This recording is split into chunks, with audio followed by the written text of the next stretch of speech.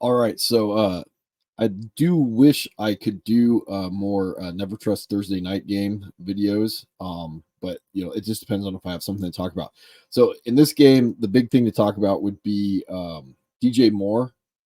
Really, it says it right here on the NFL YouTube page. DJ Moore's insane 230-yard, 3 touchdown game. And it really could have been better. It really could have been worse. It just depends. So to break down this play for those of you that care, this is a too high shell. It's looking like cover two. The Bears move the top receiver down in short motion. Once the DB follows with them, that's usually a good sign it's man. And that's something that the Justin Fields is confirming pre-snap. And then post snap, they're going to roll into either cover three. What I think it is cover one robber, cover one rat, cover one or cover 11, whatever you want to call it, where you have a guy lurking over the middle of the field and a guy deep over the top. DJ Moore, because he's one of the best, runs a really good route. I think he's trying to sell that he's going to run a crosser, which is kind of what the defense is designed for. And then he bends it back outside. Justin Fields is a little late on the read, but he's still able to hit the hole. And that's all you really want out of Justin Fields is just being able to do this like little thing and have a receiver that can go win. I'll play it for you guys so you can see it in action. And there you go.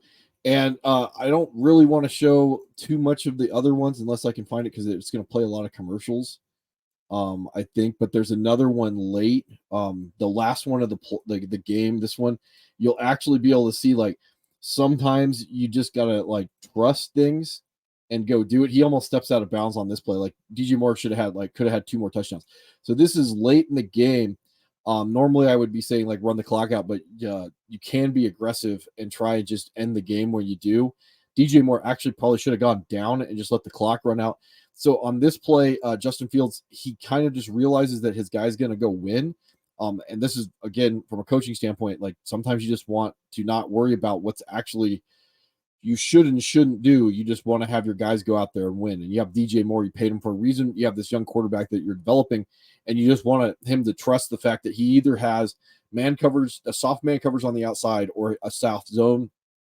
I would probably guess that this is zone coverage. Just the way the linebackers are playing. If the linebackers were coming downhill harder, it might be man, but they're kind of reading instead of just filling their gaps on a run fit. I don't know what's going on. Like I would want them to be coming up hard to fill the run on 3rd and 2 with the game on the line, and they're not doing that. So I'm going to guess it's some type of zone. Maybe I can't tell. Could be man, just the way that the DBs are playing this. And the corner's playing off. He's going to break on the movement. It's a little late, but I don't know if this was done on purpose or Justin Fields just isn't very good at football. Watch the ball placement on this one, and the DB actually gets a hand on it. Like the ball should already be almost hitting DJ Moore in the face mask. That's what you would want to process it early enough and then like almost scare the receiver, but it's late. The receiver jumps, or the DB jumps on it, actually tips it into DJ Moore's hands, and it's thrown away to the outside. Let your receiver go be an athlete. He catches it, and then because of the late in the game, the DB actually has to sell out for it, and then that's what you get with the touchdown on that one. There's another one earlier that I'm probably not going to go hunt down, where the DB probably should have secured the tackle, and he went to deflect it. It was another late ball by Justin Fields, and DJ Moore catches it, and he either housed it or whatever. It doesn't matter. But that's kind of what was going on in the game. That's why I said, like, if the coaching for the Bears is better, and all they have to do is really just allow Justin Fields to be an athlete, and then the other part of the game doesn't really matter as much because there's going to be open throws for him to make, and he's accurate when there's open throws. He's not very good at reading defenses, and you could use the analogy to this when as a coach, like when God gives you lemons, don't make a ham sandwich. Like you got to take what your players can do well and just use it. And you see down here with Justin Fields where he has 11 for 57. Not all of those were design quarterback runs. Some of them were scrambles, but you still want that out of him. That's what he's going to do well. And then other things to talk about in this game, if I can bring it up, because I have a whole bunch of people. Khalil Herbert got injured with an ankle. I saw this guy, the fullback, Kerry Blasting Game, come in, and I was like, that's not Roshan. I actually watched the second half of this game when I was eating. Roshan went out with a concussion, so you're gonna hear everybody go, "Oh my God, go get Deonta Foreman." Probably going to be a block. I'll kind of think about it, what I'm going to do with this thing in the future. I remember, not particularly a good offense. They're going to be going up against Minnesota, who's not a particularly good defense. So that might be a block regardless, even if it's a 1 week rental. Who knows what's going on with these guys? So talk about DJ Moore. And again, this is just like, I don't care how the sausage is made from a fantasy perspective. If they just let Justin Fields pepper DJ Moore with targets, and DJ Moore can be one of the best receivers in football, I don't care. And I don't know actually how I would handle this going forward with DJ Moore as the owner, or if I want to go target this guy. But these are, after 5 weeks, like, you're starting to get to the point where he's putting up these ridiculous numbers. Some teams will take him away, but that Minnesota, Las Vegas, San Diego stretch that I was talking about, like, I want a piece of this if I can, if I can get a hold of it at relatively cheap prices. And again, maybe the Chicago owner is ready to just sell high on this. I don't know. I'll have to think about that. So Sam Howell, I mean, I've talked about this, like, why go chasing a CJ Stroud when you can get his production from someplace else? I don't care about how pretty he is. He's slow to process. But it doesn't matter, because he's got a little nimbly bimbly in him. He rushed for a 2-point conversion, and he was able to keep drives alive by being, a kind of a scrambler, even though he's kind of slow at 4.8. But again, if he's putting up numbers that are 26 fantasy points, like 51 of 37, 388, 2 touchdowns, and the pick, like, I don't care. And you're getting into that range where it's like, what Sam Howell is doing will allow you to plug in and go up against some of the elite quarterbacks with that rushing upside. I hate to break it to everybody. So then let's see, Cole Kmet. Again, if you paid capital for this guy, some of these guys you just got to leave in your lineup because you probably don't have anything else better. 5 for 5, 42 yards and a touchdown. Like, again, I don't care. Like, it's going to come, and the more they let Justin Fields do Justin Fields things, the more that Cole Kmet's going to be there. So you could probably continue to ride him. Brian Robinson, again, kind of a negative game script because the Bears jumped out. This is kind of why I watched the game. I was not expecting this.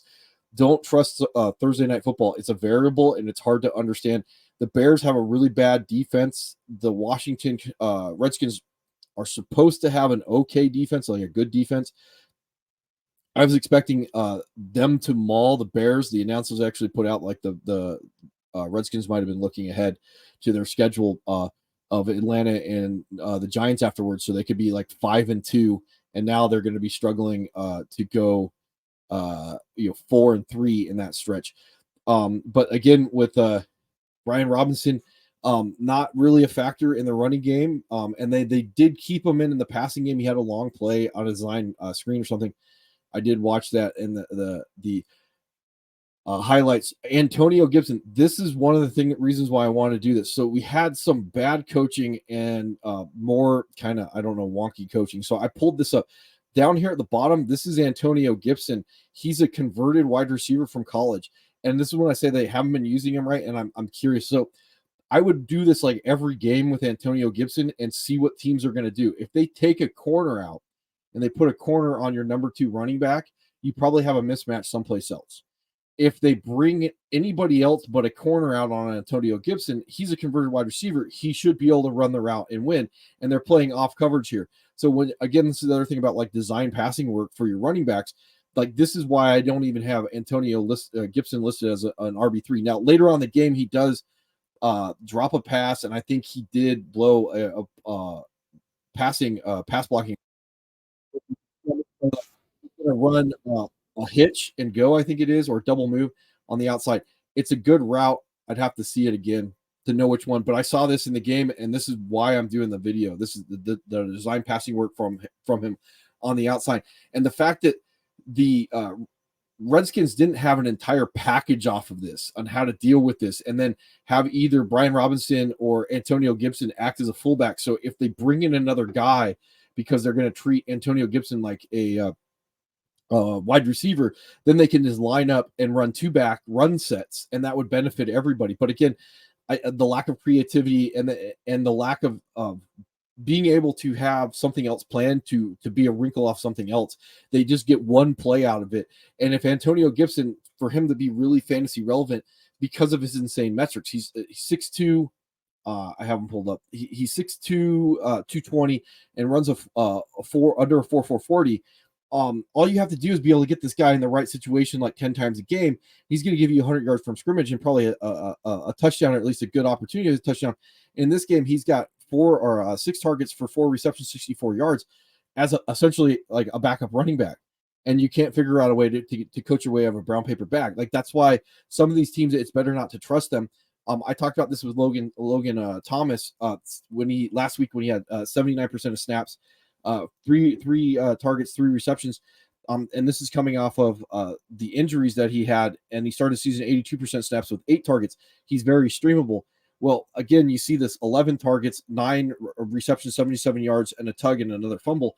But like guys like this, looking for predictive matchups, bad Bears defense on Thursday night, like never trust Thursday night.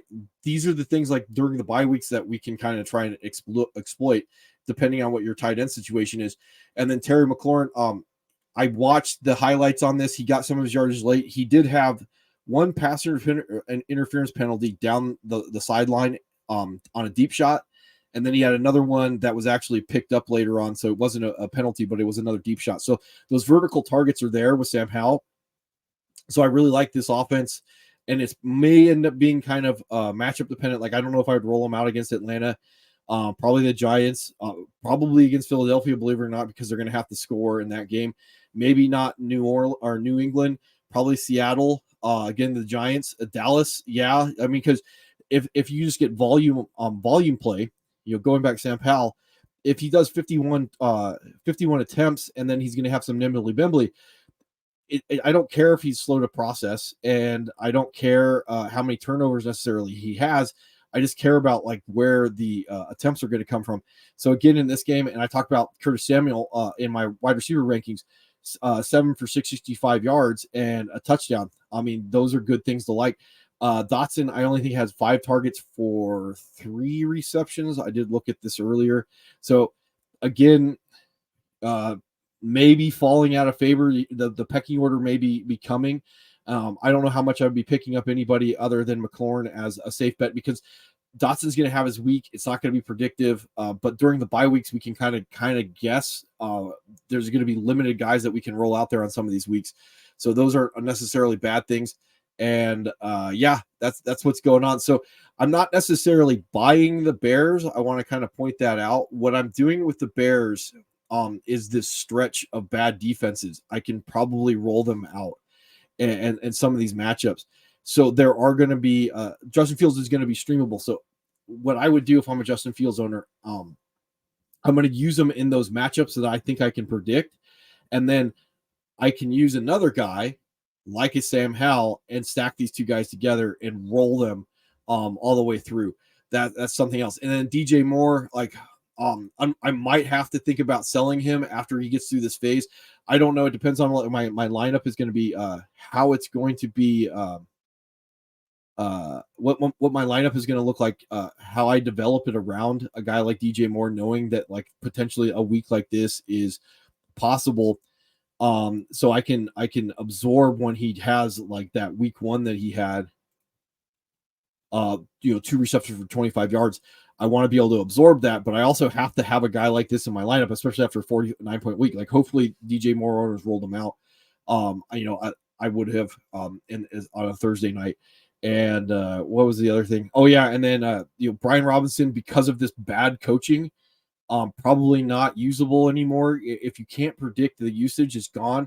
And it's the same thing with Antonio Gibson. If they're just like, they don't have any idea how they're going to use their guys, then you're not going to have any idea how to use your guys. So those guys are probably like, and again, Brian Robinson looked like he might be a low key like Josh Jacobs buy, and now no. Again, if he's only going to get like 6 carries in a game, and he's going to have his rushing or his receiving upside eaten up by Antonio Gibson, and then they're still not going to use Antonio Gibson correctly. Like, I don't like that. And there's other conversations to have about Eric Bieniemy, the coach, down the line. And again, like, probably Cole Kmet still a low end tight end 1. McLaurin still a tight or a wide receiver 2. Those 2 pieces, Dotson and Samuel, are probably going to be interesting flex plays. Howell is really flirting with being a little bit more than a weekly streamer, but I can stack that guy with other guys like a Justin Fields. And then finally, the running back situation in Chicago. Khalil Herbert does kind of look like he might be the guy. I don't know. I'm going to have to see how many snaps Roshan had before he got hurt. But the main thing out of all that is the guy to be spending money on this week may end up being Deontay Foreman, and going up against Minnesota, he's going to be a very strong RB2. So anyway, that's about all I got. I'll keep it a little short, and we'll move on.